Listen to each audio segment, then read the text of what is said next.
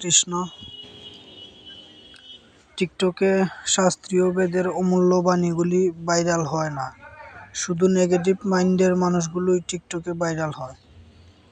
আমার ভিডিও দেখে যদি একটি সনাতনীর ও উপকার হয় তাহলে আমার সার্থকতা। আজ আলোচনা করব অবহেলা বিষয়ে।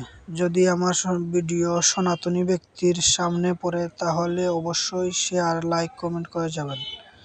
হরে কৃষ্ণ। নিষ্ঠুর এই পৃথিবীতে সবার ভালো চেয়েও কেন বারবার আপনার কপালেই অবহেলা আর নিরাশা জুটে? এই প্রশ্নটা কি কখনো নিজের বিবেককে করেছেন?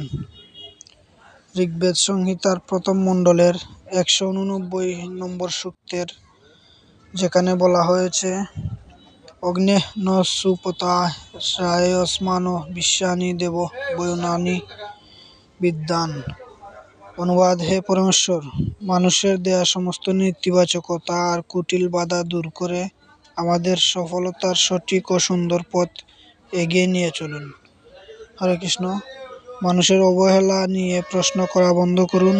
ঈশ্বর আপনার সৎ পথ ঠিকই চিনে নেবেন। বাণীটি মনের ভিতরে পৌঁছালে কমেন্টে একবার লিখুন, হরে কৃষ্ণ। হরে কৃষ্ণ। আসুন সবার মঙ্গল কামনার্থে একটি শান্তি মন্ত্র পাঠ করি।